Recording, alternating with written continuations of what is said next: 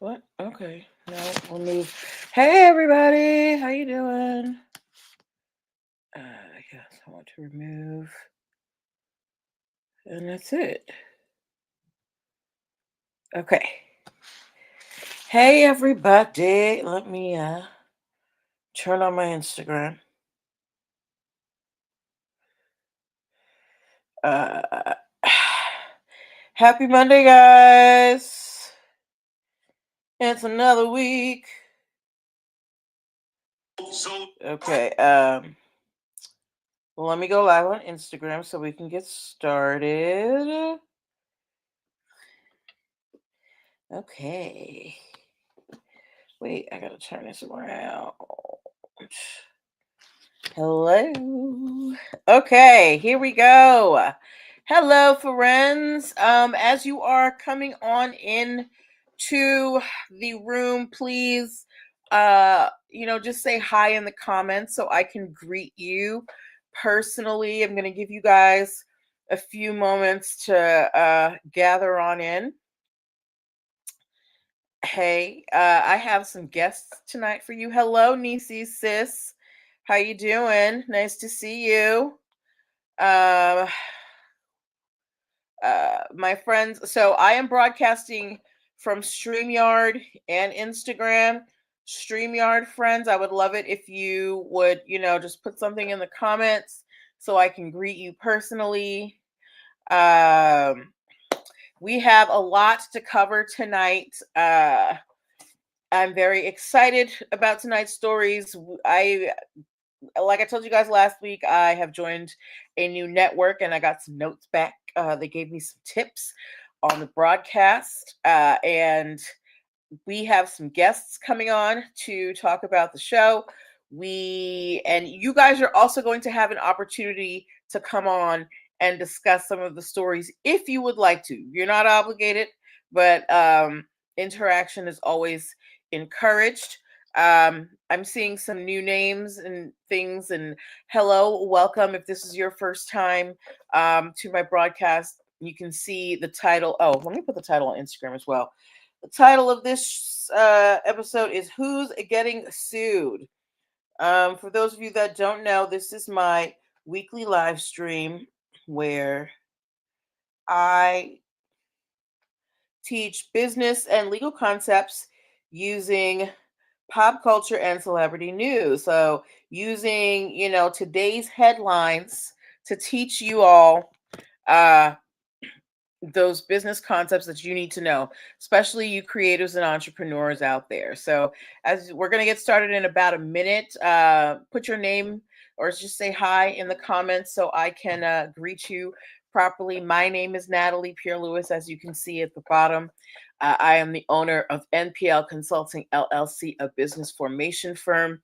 What that means is I help creators and entrepreneurs set up their business paperwork so they can grow and scale with confidence. Things like getting your business registration, making sure you have contracts for clients and partners, protecting your intellectual property. That is a big thing these days. Your trademarks, your copyrights, helping you set up hiring and training policies, and much more. I am a licensed attorney, have been one for almost 2 decades now, with a passion for helping creatives and entrepreneurs. I always say that we are a country built on small business, but we don't teach everybody how to run a business. So that's what this show is about, while we entertain ourselves with celebrity gossip. Okay. So today we have stories about Kanye West, Dolla Sign, 2 Live Crew. That may be, that may be a little beyond some of y'all. Some of y'all might be a little young. What if you like fried chicken, we got a story for you. We got stories about Penn State. So if you are a Penn State fan, and do we have any Bravo fans in the house? Anybody a Bravo fan? Give me a B in the comments. We have stories about those and much, much more. But it is 7:05, so I want to officially get the show started. You do? Okay. Perfect. Nisi, I might need you to come on live. Okay. You might have to get on StreamYard with us today. So welcome, welcome, welcome. Happy Monday, everybody. Welcome to Who's Getting Sued by NPL Legal Dish. This is my weekly live stream where I teach business and legal concepts using pop culture and celebrity news. Not everybody wants to go to law school or to business school, but a lot of people, especially these days, have amazing business ideas. And if you're going to be successful in business, there are certain, business concepts and legal concepts that you need to know. There's no way around it. So that is what this show is about. It's using the headlines to teach you those business concepts that you need to know. So, how to protect your intellectual property, meaning your trademarks, like your business name, how to not infringe on someone else's business name so you don't get sued, making sure that you know how to register your business properly, making sure you have your EIN numbers and DUNS numbers and that you have all your contract templates. So we use today's headlines to kind of what do you call that? To bring home the message, okay? And today we are going to have some guests with us on the show just to make it a little more interactive. They will be on in a few minutes. But before they come on, I'm going to share the weekly tip with you guys. All right. Every show, at the beginning of every show, I am going to share a business tip that you should know that is vital to your business. Last week, we talked about the difference between resident agents and a virtual address. Well, this week, I am letting you guys know anybody who is interested in trademarking their. Oh, here's one of my guests now. Jay, give me just one moment. Anybody who is interested in trademarking your business name, right? In the past, the USPTO, meaning the US Patent and Trade Office, they gave you two options. You had the standard application that costs $350, where you could, within one class of goods, register for multiple subclasses. And then you had the special application where if you were just like, I just have this one tiny thing I want to trademark and that's it, they would let you trademark for, they would let you, wait, having force never is about people you don't even know. These people, you all this floating. What? Okay. And what was I saying? Hold on. I lost my train of thought. D Johnson, I'm going to get to your comment momentarily. Oh yes, so we were talking about trademark fees. Yes, they used to have a reduced application if you just had one class of goods you wanted to do. Well, starting in 2025 in January, they are eliminating the discounted. They're eliminating the discounted application, so it's only going to be one application. And it's going to be $350. There's not going to be any exceptions. So if you have an item that you want to trademark and it's just one class of goods, you're not trying to do multiple, I would suggest you get your application in before the end of the year. Okay. If you need help with that, you can definitely hit me up for help with that. My email is right in the that comment bar thing. I don't know what you call it. The banner. And you can email me and we can set up a free consultation. Okay. So I'm going to let in my first guest, Janae. Janae, you ready? You ready, girl? All right. How do I wait? Okay. Add to stage. Hello, Janae. Hi. Hey, Nelly. Hi. Janae, can you please introduce yourself to the audience? Let them know who you are, how we know each other, and why they should know you. Hello. Well, I am Jay with the Mason Jar. I promote mental health and wellness through plant medicine consumption. I am a chef, a doula, a farmer, and herbalist. And I just encompass all that into all that I offer to the community. Mm-hmm. And I met Miss Natalie through Canna Cape Cod, a booming bed and breakfast in the DMV area. So that's how we connected, and we've been tight like glue ever since.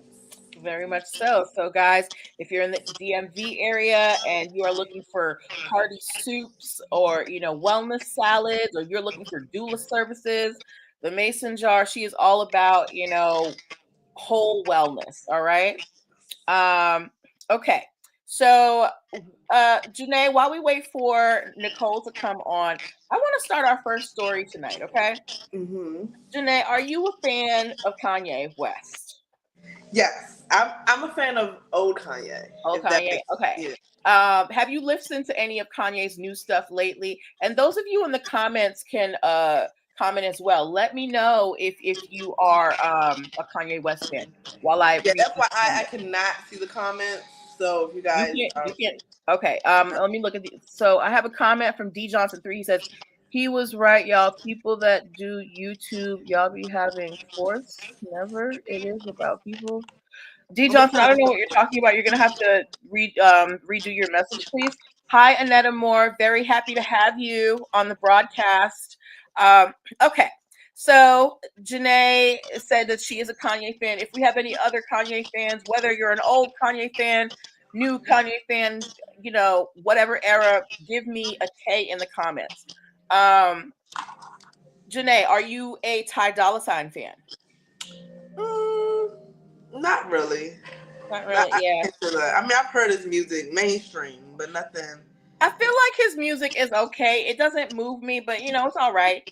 I also Right. thought he was at least 10 years younger than me. This man's 42 years old. 42. Yeah. I did not think that. I would not have thought that. Yeah, I thought he was in his 30s. 42. Yeah, definitely. Anyway, what I also didn't know is that Ty Dolla Sign and Kanye West have formed a hip hop duo, the name of which is basically it's symbols. It's the yen symbol and the dollar sign symbol. So I guess the yen symbol is for yay and the Uh-huh. dollar sign symbol is for Ty Dolla Sign. So Okay. that's their group. And they released an album apparently called Vultures One. Has anybody heard of the album called Vultures One? Anybody? Let me know in the comments, okay? Now, on this album, there is a song called FUCK some. All right. I'm not going to say the word because I want to keep this show clean so you can, show it to your children. But there is a song on the Vultures One album called FUCK some, right? And Kanye and Ty Dolla Sign released it, and I'm sure it did well in that camp because, they both have a lot of fans. I don't even know what this song is, right? However, there are three rappers in Memphis who apparently are very familiar with this song because they are currently oh, are you kidding? I got to put my phone on do not disturb.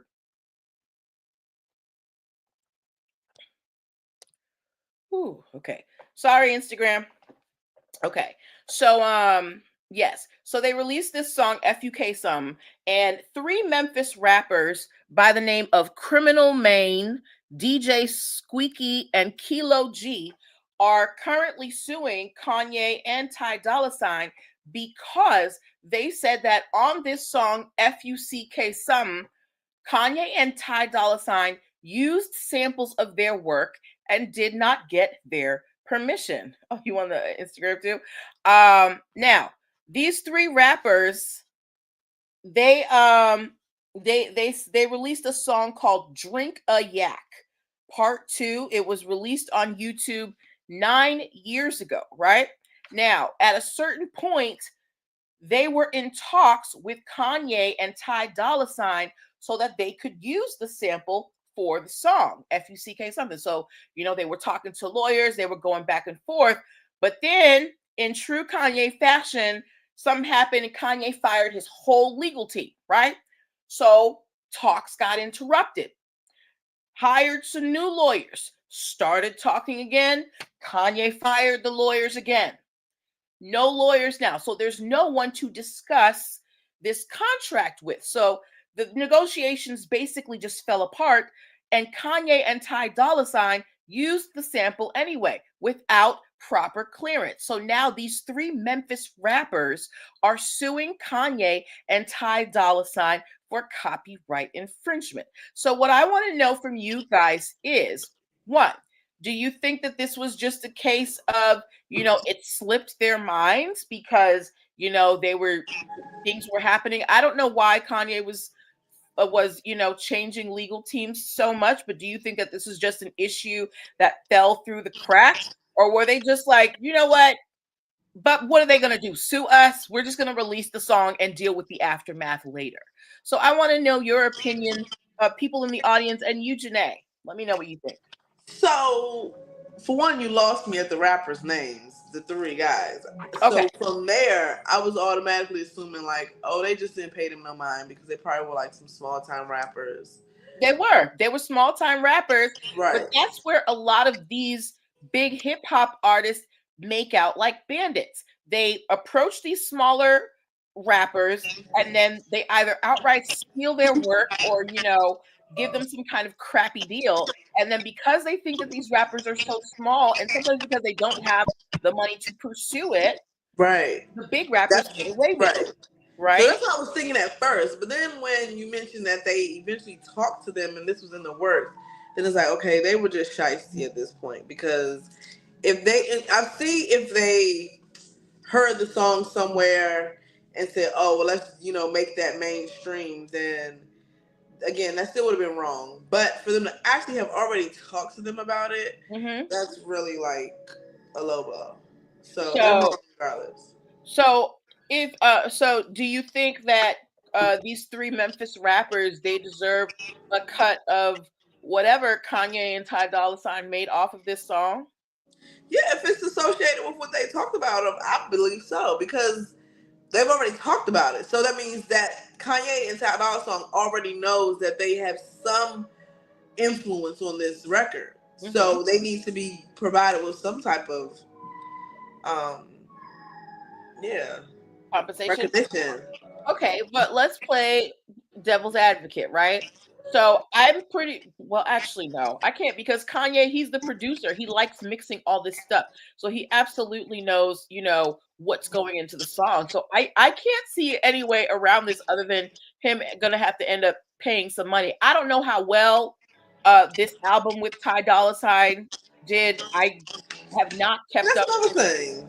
Yeah, I Right. haven't I haven't kept up with them, but I know that Kanye has a very strong cult following, you know? So, who knows? He might have made good money off of this. And who knows if the song gets licensed somewhere else, and make more money off of it, right? Right. So, I hope these three Memphis rappers get what's due to them. But why I picked this story is because this shows why it's important to have your work copyrighted, right? If these three rappers did not have their paperwork in order, they would have had an uphill battle to fight against this megastar Kanye West and Ty Dolla $ign, right? By having their copyrights in order, it's already been established that this song is theirs. So now they just have to say, hey, our rights were infringed. We want damages. And what people don't understand, or what some people may forget or not know, is that sometimes you can get what is called you can get now treble damages when it comes to infringement.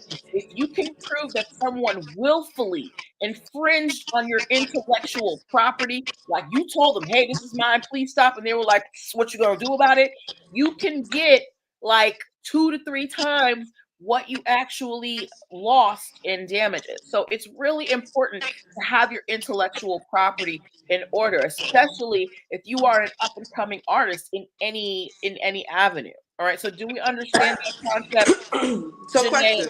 Yes. So, if there was a situation where, so what is it called when it's like it's not copywritten, but it's on record that it's yours or that you did it first? What is that called? Well, no. There used to be the idea of the poor man's copyright, where if you created something, you would mail it to yourself, and that would kind of serve as a record that you created it. That does not exist anymore because in our new world, there are so many creatives out here, and Mhm. everything is accessible. So now, if you don't have a legal copyright that is established with the Copyright Office, the court is not even going to talk to you. until you can prove that it's yours. Wow. And it's not that expensive, guys. If you are an author or an artist, it only costs about $65 to copyright your intellectual property. So you don't let $65, rob you of millions because you were trying to play the cheap game. All right. It's $65 can get you in a space where if somebody takes your work, you be like, run me my 3 million. I think that's $65 well spent. Is, But 50, is the copyright and trademark are not the same thing, right? copyright and trademark are not the same thing. A trademark protects your business name, like your business logo, your business name. So think the Gap, think McDonald's, the Golden Arches, the name Beyonce, things like that. Names that when you think of that name, when you think of that logo, you automatically know what company it belongs to. That is a trademark. Now, when you're talking about copyrights protect your what you create in your mind. So if you're an artist, whatever medium you use, if you are a writer, if you are a musician, if you are a choreographer, you can trade, not trade, but you can copyright those things. So thank you for asking that question. There is a very big distinction between copyright and trademark. And if you look on my Instagram page, I have one of my first two pinned posts gives you the differences between them. Okay. All right. So cool. Can we move on to we talk about? Oh no, shoot. I forgot. I want to move on to the next story because this is an update. Janae, you were last here. Were you here last week when we talked about Plies and Soulja Boy? Yes. Okay. So we talked about how Plies is trying to sue Soulja Boy, Megan Thee Stallion, and Glorilla over the beat for Wannabe and Pretty Boy Swag, which came out in 2010, right? Mm-hmm. And we were all like, why did Plies wait so long? And if he's suing, he's gonna have to go back and sue Soulja Boy. Like, did he even create the beat? Well, there's been an update to that. Plies wasn't even the original, did not create the beat. And not only did he not create the beat, he wasn't the first one to use it. The beat that Plies used for Me and My Goons, which was subsequently used for Pretty Boy Swag and Wannabe, was originally used by Lil Will on the song My Dougie. My Dougie. Yeah. My Okay. Dougie. Now that song was released December of 2007, just on Christmas Day 2007. My Dougie was released. Plies released Me and My Goons in December of 2008. So My Dougie is a year older than What? Me and My Goons. So Plies, what's going on? Is Lil Will gonna come after you? And you did not create that beat because you had to Right. sample it from them. So what I want to hear from Lil Will. Who made that beat, Lil Will? Because Right. when you listen to My Dougie, it's sped up. So they slowed it down for Me and My Goons and the subsequent songs. But I want to know from Lil Will who created that beat for My Dougie. And are you gonna now go after Plies for Me and My Goons? Right. And for those of you, if you didn't know, Soulja Boy did respond to Plies about What this do you say? lawsuit. What do you say?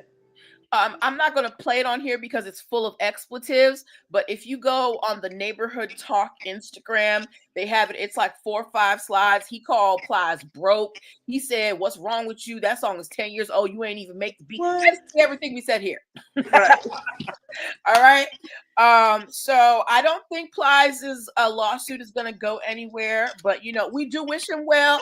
He's like, that uncle that come half drunk to the Thanksgiving dinner and just start spouting off stuff. We love Plies still. Yeah, but he ain't getting nothing from that. Yeah, he's not getting no money. He's not getting no money. Right. For those of you who are watching, you have just come in. You are watching Who's Getting Sued, brought to you by NPL Legal Dish. I'm Natalie Pierre-Lewis, the host, and I have my guest host, Jay from the Mason Jar. We have gone through 2 of our stories so far, but we are staying in the music lane with 2 Live Crew. Okay. Janae, can you name me a song by 2 Live Crew? Let me Google real quick. Hello, Candy Kid Con DC. I didn't do my homework. All Spit right. me one out. Okay. It's okay. Anybody watching on the StreamYard, Instagram, Let's see who's give 2 me a Live. song by what you say? I said, let me see who's 2 Live Crew. Uncle Luke. Oh wait. Yeah. Give me a song by 2 Live Crew. Okay. Now, if you didn't know, 2 Live Crew has been at the center of a lot of free speech lawsuits that have gone up to the Supreme Court. Oh yeah, she is young. Janae, you young. That's why you don't know Uncle Luke.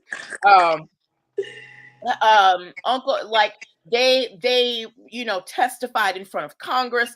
Uncle Luke is still fighting for free speech, that whole thing, right? But as with many groups that came up in the 90s and early 2000s with hip hop, a lot of them weren't necessarily financially savvy, and at some point during their career, 2 Live Crew had filed for bankruptcy and they lost the rights to their entire catalog. Okay. Now, when you are a musical artist, right? If you, let's say you sign the rights or the recording or the distribution rights of your catalog away, whoever has that contract, they can have it for up to 35 years, and then you can get it back, right?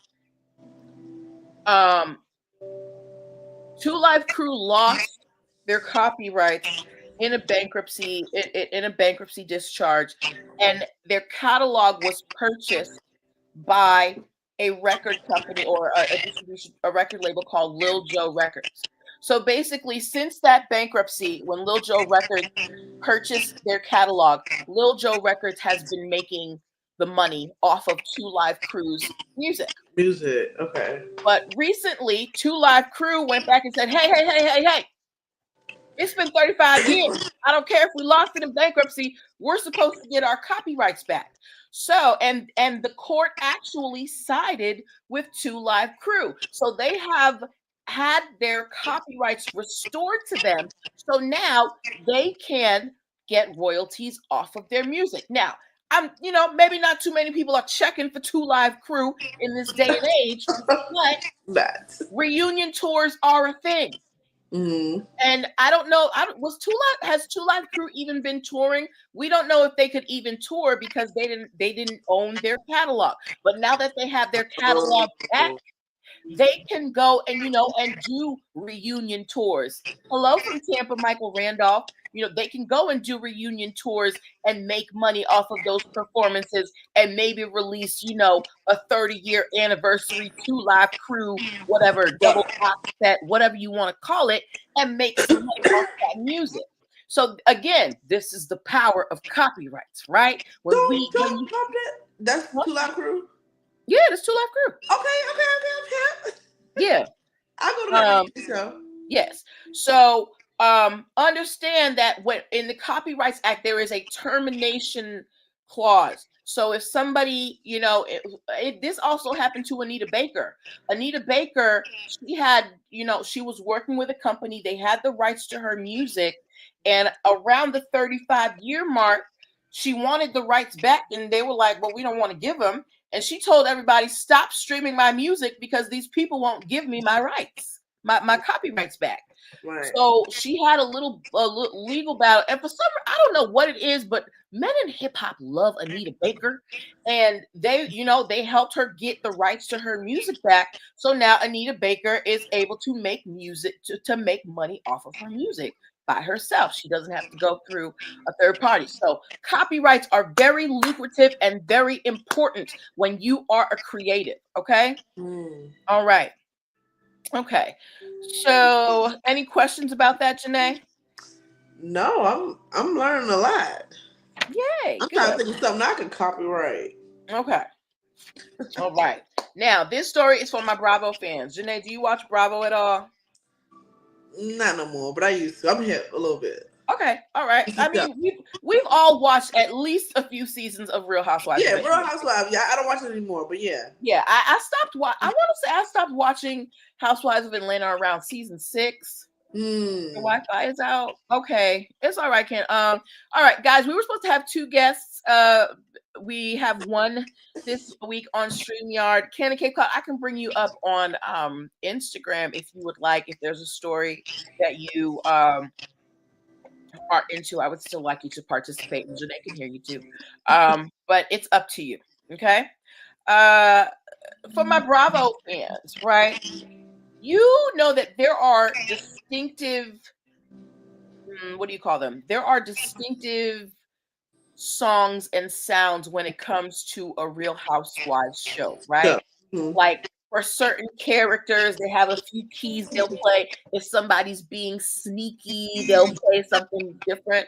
Well, there is actually okay. Okay. If you want to come on Instagram, send me a thing. What you call that thing? A request.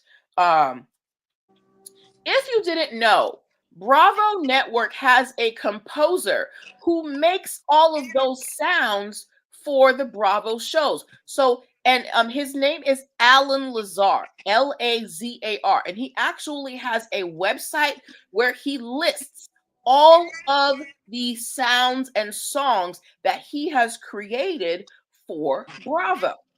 Mm. Here's where the problem is for Alan. Amazon Studios or Amazon Video, because you can watch things through Amazon Prime Video. Right. You are able to, for a fee, rent or buy episodes from Bravo shows on Amazon Prime.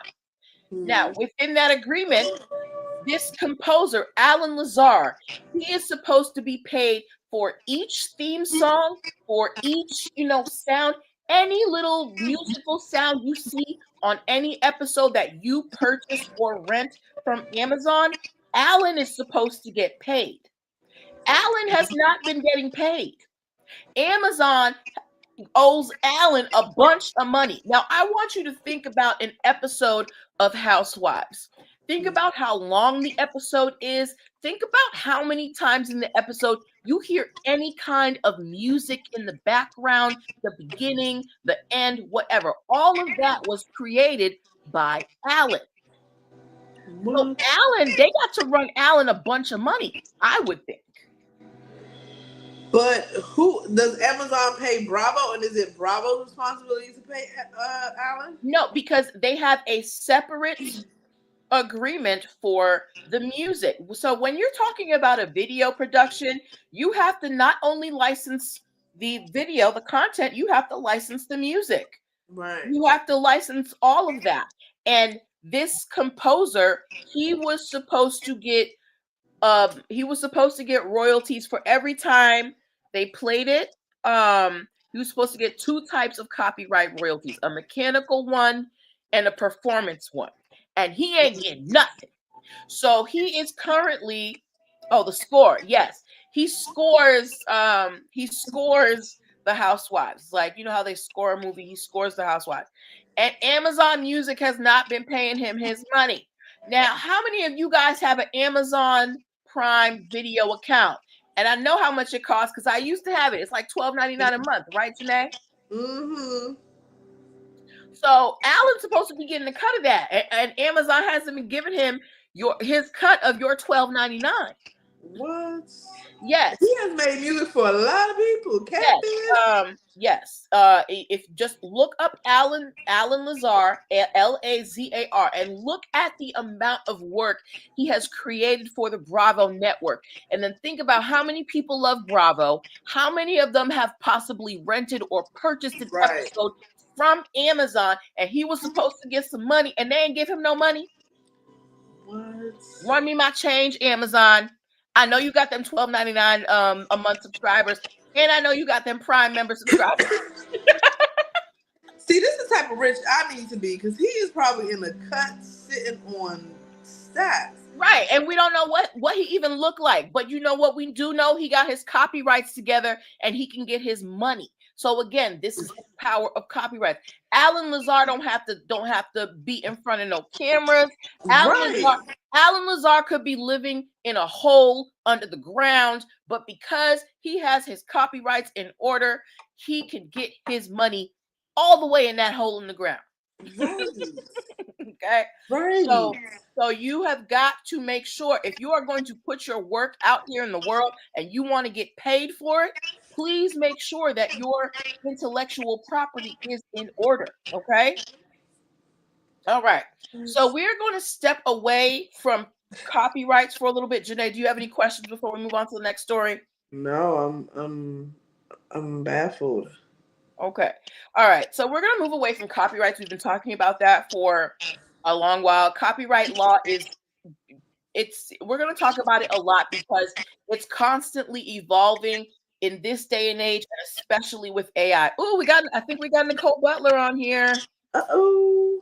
I think she on here. She may not be on video, but she may be able to come on and or at How least does it work? Nicole, you in here? Okay. Oh yeah, she's in here. Hey. Yay! All right. Okay, before we get into this next story, Nicole, can you please introduce yourself to the audience? Let them know how I know you and why they should know you. I am Nicole Butler, the owner operator of Canna Cape Cod DC and the author of the 6-Star System. We are a all-inclusive cannabis-based bed and breakfast on the East Coast, right here in Washington, DC.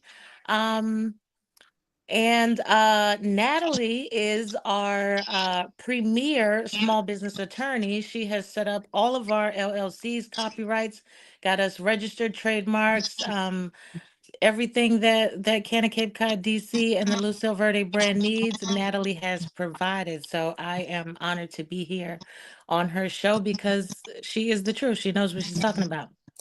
Thanks. So, guys, if you're looking for, a nice little getaway on the East Coast where you don't have to worry about nothing, just come with your bags and lay down. Check out DC, okay? Nicole, That's right. That's right. your at in the banner with your name so people can follow you on social media. I sure will. Let me see. Okay, so while you do that, we're gonna start on our trademark story for Hey, tonight. Janae. Hi, All right. So ladies, when was the last time y'all ate at KFC? Oh God. Like the 90s. And it I was used to work at horrible. And I said it KFC. was gonna be the last time. Okay, Janae, what about you? I worked at KFC in high school. Okay. All 13. right. So Janae, as a former employee of KFC,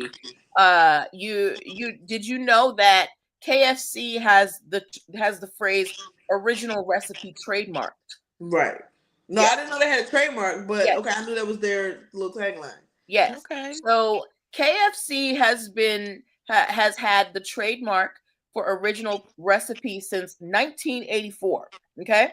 Now I've always heard them say original recipe in the commercial. I just didn't realize it was a trademark term until recently. I wouldn't even think it was trademarkable. Yeah. It seems so bland and generic. So if I say my seasoning is an original recipe, I would Watch be. your back. Well, we would have to see what its trademark is. Is it for only for fast food chicken, or is it for wellness salads and hearty soups? What? Okay. Okay, please tell us more. Anyway, so okay, so we know KFC. Have you guys ever been to a Church's Texas Chicken? No. Yes. Okay, Nicole. Absolutely. Well, I'm from the South. I didn't know that. I knew there was a Church's Chicken. I didn't know there was a Church's Texas Chicken. Is there a difference? Oh, wait a minute. I didn't even hear the Texas part. I was just thinking churches. No, apparently there's a Yeah, church. if it's specifically for Texas, no, I have not. Okay, Janae, you either? No. Okay, so recently, Church's Texas Chicken has been running advertisements saying our original recipe is back. Church's Texas Chicken. What do they sell? Fried chicken. What does KFC sell? Fried chicken. Right. So the jury's still out on fried. For the Extra sake of crispy, argument, let's extra say crispy. it's fried chicken. Maybe air Okay. fried, but that ain't no Popeyes. Yeah. It's extra crispy. Extra crispy. Friends in the comments, please let me know if you've ever had a Church's Texas Chicken. Let me know if it's good or not. Okay, so KFC is coming after Church's Texas Chicken for using the phrase original recipe in their advertising. They sent them a cease and desist. Church's Texas Chicken ate it and said, "Our original recipe is back, girl." So now this is at a time when KFC they have reported slow sales. They have reported their third consecutive quarter of profit losses. So KFC is not doing well out here in these fried chicken streets, right? So if we ain't got the people coming into the restaurant, let's see if we can get some money another way, right? So they are coming after Church's Texas Chicken for their advertisement where they say our original recipe is back. Do you think that KFC has a dog in this fight, or are they doing too much right now? They're doing too much. You think they're doing too much? Honestly, I blame the USPTO on this one for issuing a trademark for such a generic phrase. Like, original recipe, that's literally every company starts with what is their original formula or original recipe. Like, I just can't even believe that was trademarked. Okay, but we are also in an age where trademark applications have quintupled, right? Everybody wants a trademark these days. In the 80s, nobody really was talking about branding and trademarking till we got to the social media age where everybody is a brand builder. When you're in the 80s and there wasn't no social media, wasn't really a whole lot of internet, not a whole lot of people were running to the USPTO. That's true. So there was probably I think Church's Chicken had the best shot at suing these Texas people. I don't really think KFC is going to succeed at this one, because honestly, all they have to do is come in there with a list of 150 other companies that have used the original recipe on their menu somewhere. Like, I can't believe that's not a common phrase. All fast food fried chicken chains. This is where it matters. Your trademark doesn't give you domain over the phrase indefinitely, just in your category. That's why you can have Dove soap and Dove chocolate, because they're two different things, right? Okay. So I still think KFC is wasting their time. Okay, question. Okay. And mainly because they're nasty. If Popeyes was suing them, I would say Popeyes was going to win. But since it's KFC, hell no. Okay, all right, okay. So, because I was going to ask you this earlier. Yes. So, for the case of the mason jar, okay. Even Nicole, would you think that would be something that I can trademark? Because the mason jar is the mason jar. It's possible. I mean, I'm not going to get into specifics here, but if you do it right, if you make it distinctive enough, yes. I had a client who we were trademarking a phrase that the trademark office at the first time, they said that it was generic, but we were able to show that here is how we're going to use it, here's how it's going to look, here's what we're using it for. And we were able to get it into the supplemental register, where that's not the main register, but it's still trademarked. And over time, it can acquire distinctiveness. So another lesson for you guys, if you're applying for a trademark, if the USPTO tells you no the first time, that's not the end of it. You can appeal it, and you can appeal it many times. Lizzo had to appeal 7 times before she got 100% that bitch as a trademark. So it's when they say no, that's not the final answer, right? Okay. Yes. Yes, I'm in the process of a trademark appeal as we speak, right, Natalie? Yes. So when you're thinking about your trademarks, you're going to be trademarking right in your little pocket. And the more distinctive you make it, the more niche you make your pocket, the more unique you make your trademark, the better chance you have at getting it approved. Okay. All right. Any questions? Any questions? But then the worst chance you have of suing people that use it. Huh? Right. I said, but the more niche it is, the worse chance you have of suing other people that try to use it in other arenas. True. True. That's what I was thinking. I'm like, well, at this point, ain't nobody gonna be able to use it because No, literally, I so found a forbidden. designer bag online the other day that was the Lucille Verde collection, and I sent it to Natalie and was like, "Is this my big break?" And she's like, "No." because it's two different categories. You have Lucille Verde for health and wellness. They have Lucille Verde for handbags. Those are two separate uh areas, right? Well, as Wow. long as they don't come after me. Hey, Right. That part. long as you don't start selling tote bags, girl. Right? So okay, but then how would that work if she started to sell merch? Well, this company is selling designer handbags. She's selling merch to With her support her logo. brand, Right. Okay. right? And it's not handbags. Are you planning on making handbags? No. But what if I did? Well, that would be different. Okay. Then we'd have to be like, okay, girl, Okay, I won't. I need to I rethink won't. this. No, I won't. Right? I was just saying, Okay. Okay, I'm Like, sorry. I'm sorry with my interruptions. no, the interruptions are needed. The interruptions are what cause cases. Whenever you see a case come up, when it comes, it's because there is a question. There's an interruption. They're like, "Hey, I thought the rule was da da da." That's what is happening. Okay. All right. All right. Okay. So, are we good? So, what's the verdict on KFC versus Churches? They just need to give it up. Yeah, go to hell. Go to hell, KFC. Take your Yeah, 11 herbs and spices y'all gonna with you. do KFC like that? I'm sorry, but Look, Popeyes tastes better with salt, pepper, paprika, and garlic powder. Wow. Okay. that's the 8 spices they missing. Yeah. All right.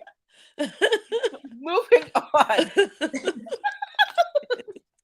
Moving on to our next story about trademark. Ladies, when you hear Sweden, what do you think of? Peace. The country? Okay, the country. What about the country? What do you Just what else? peaceful. I just think very peaceful. Sweden? Mm-hmm. Yeah. You been before? No, I'm asking you, what do you think of when you hear the word Sweden? Oh, I just know that it's somewhere to go. I've never been. Okay. That's what I'm asking. How Nicole know it's peaceful? No, I've just always heard that they don't have any enemies. Yeah, they're like, well, they're not. No, that's Switzerland. Oh, Wait, shit. oh, well then. Let's Google. Who done declared war on Sweden? Nobody. Oh, okay. Okay. Okay. So do you think of New York when you think of Sweden? No. Do you think of Maine? No. Do you think of Indonesia? Absolutely not.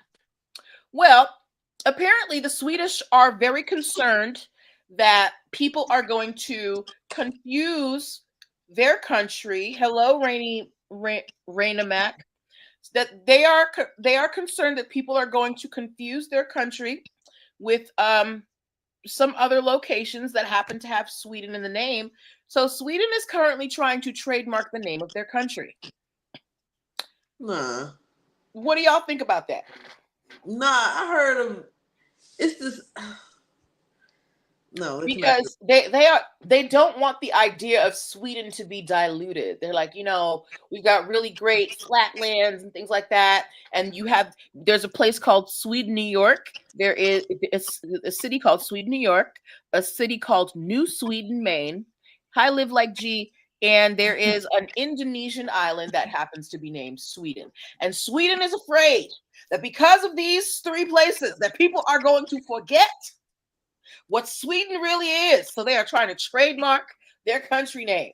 What do y'all think Imagine about booking that? a flight to Sweden and landing in New York, says. I thought this was supposed to take 11 hours. This is like 45 minutes. I don't think Sweden has anything to worry about. But Is that even possible? I don't know. Is that impossible. They're trying. And you know what I said when I read this? I said this because they ain't got no problems. They got a good economy. That's what it is. They looking for trouble. Yeah. So what But is but any for- country, is the name of any country trademarked? Not that I know of. So they want to set a precedence with this. Is Yeah. first of all, is Sweden everywhere? Like you know how Mexico is Mexico. ah, Does everybody say Sweden? No. Okay. But and that's the thing. I'm when you have a trademark, you are, I guess maybe they're trying to trademark it in terms of tourism. Maybe that's the only thing I could see, because when you have a trademark, your trademark is supposed to represent your brand, something that you're selling. What are you selling, Sweden? okay, question. You're the professional. So I'm doing research over here. Mm-hmm.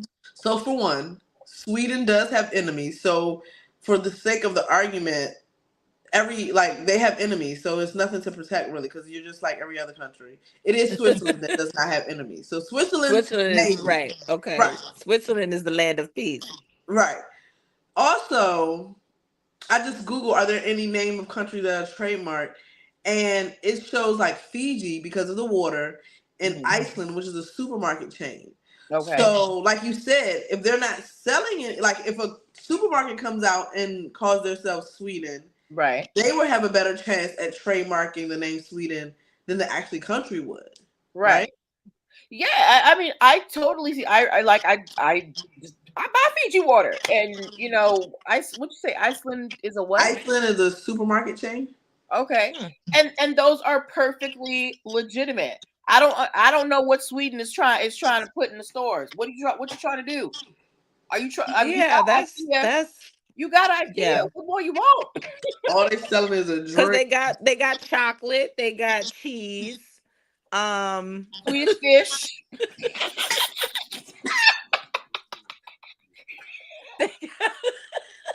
maybe they're gonna do a chocolate cheese fish store and call it Sweden things. But y'all in the audience, let me know, what do you think Sweden can do with this trademark? What other than, I don't know, maybe using it for tourism? But I mean, that No, would mean any country that offers tourism should try and trademark their name.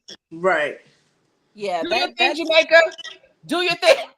right. That's it. Yeah, that seems a little, but it got to start somewhere. Maybe Right. Sweden is going to be the first country to get trademarked. I don't know, but I don't. I feel like when I visit places, well, first of all, DC, you see all types of different names and stuff on streets and stuff that belong to other things. Like that's kind of like the charm of the city is that it references, other places. So I don't know. I felt like it's more of like a paying homage to Sweden than like stealing their name.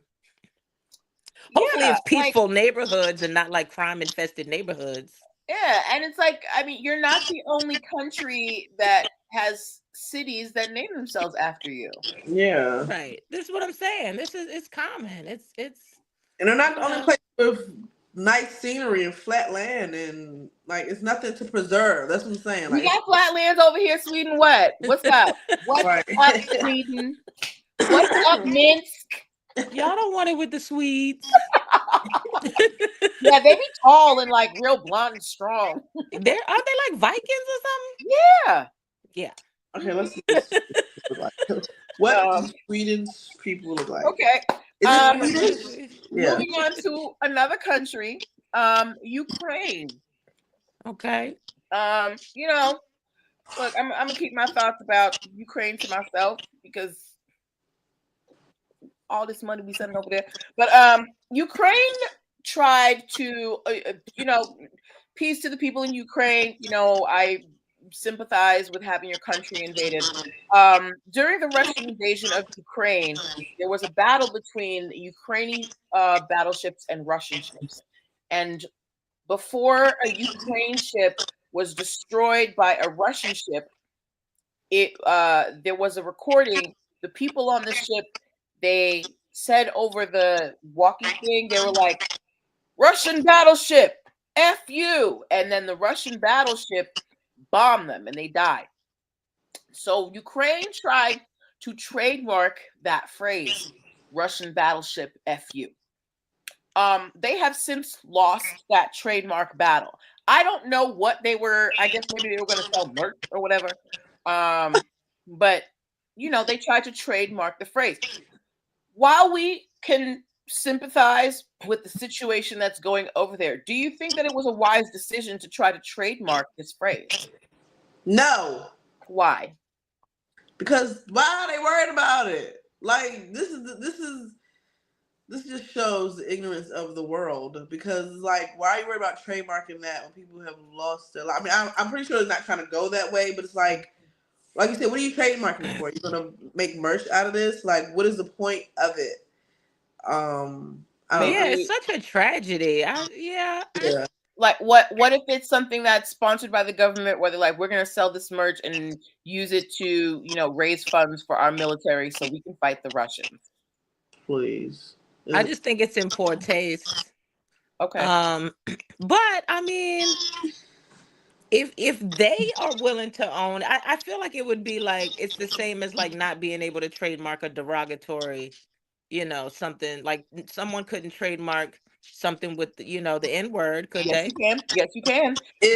Well, at least in the United States, our Supreme Court ruled. Well, no, I meant the hard R.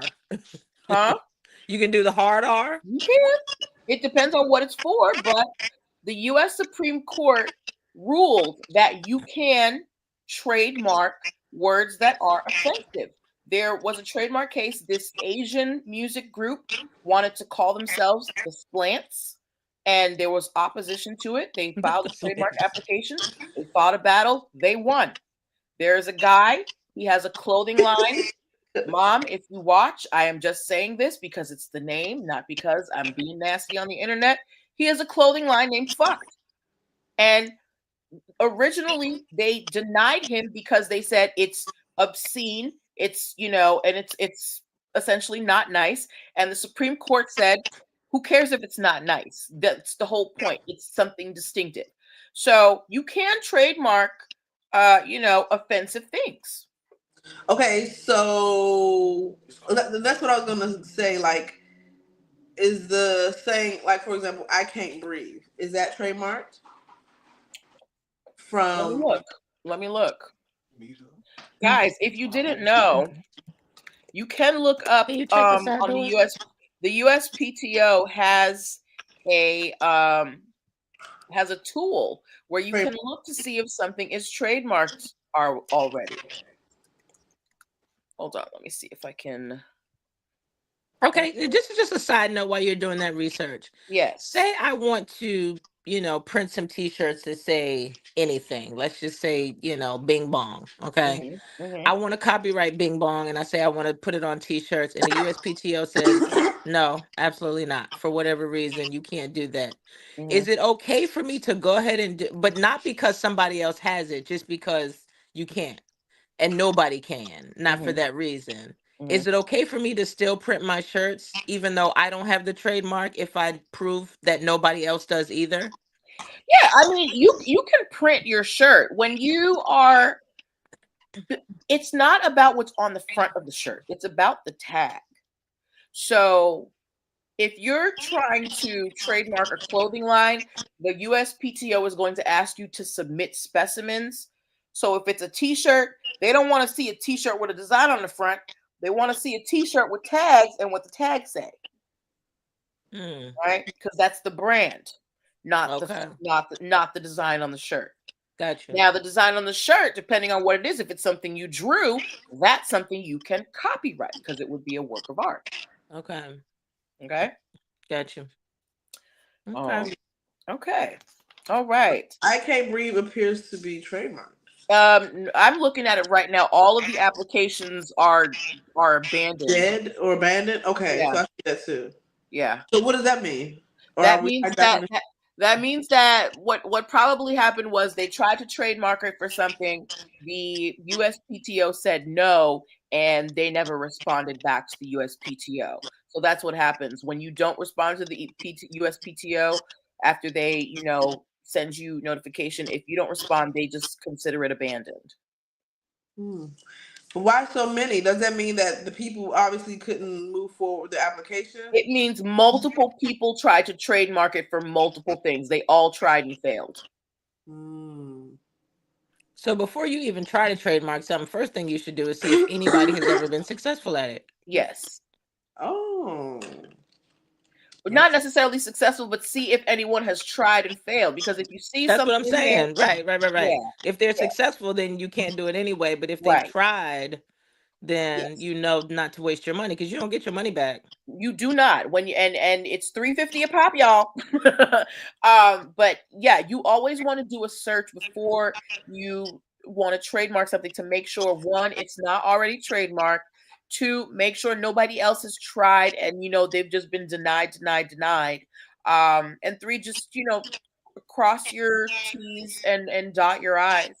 Um, a lot of you have brands out here that you have not secured, and anybody can come at any time and sweep it up under you if you don't have your phrases protected, your brand names and things like that.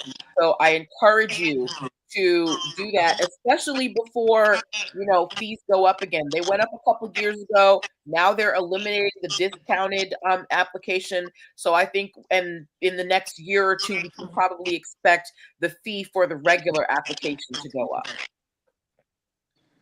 Yeah. This is crazy. Okay, so we have reached an hour, and I like to keep the show at an hour. So, ladies, do you have any questions before we sign off for the evening? I'm bamboozled. Huh? I'm bamboozled. Hoodwinked. No, I I think want you to. covered everything. Okay, I want to thank you guys for coming on and doing this with me. It's I love having the live audience and the live interaction. And people who are watching, please don't be shy. You are always welcome to come on here too and discuss any stories that you find are interesting. Again, I want to thank Janae from the Mason Jar and Nicole Butler from Planet Cape Cod, DC, for Thank you. coming Thank on you. and giving us Oh, can I do their perspectives on today's stories. We will be back here next week. Oh, thanks for hearts, guys. Mine won't do it, and I don't know why. Because it's a My 15 Pro Max. my hands are too chubby to make a real heart. It just looks like a It looks like a burger. I can't do it. um. Anywho, But yes, thank you guys for joining me. People who are watching, if you missed any part of the show, please go rewatch. This will be up forever on whatever platform you're watching it on. Please follow the Mason Jar. Janae, put your tag so people can follow you. Please go follow the Mason Jar and Candy Cape Cod, DC. I will be back next thank week with you. more stories. If you guys find anything that you would like me to talk about, any topics, please send it to me. Janae and Nicole, they send them to me all the time in the DMs. My other followers, they send them to me, and it lets me know what you guys want to learn about. And if you are in need of legal services to get your business legitimate, to protect your intellectual property, hit up your girl, Natalie Pierre Lewis. I am at NPL Consulting on Instagram, and my email is in the banner here, right by my name. So I will bid you all adieu. Take care of yourself. Bye, ladies. Bye. Thank you. All right. Bye, guys. Gotta end this. End.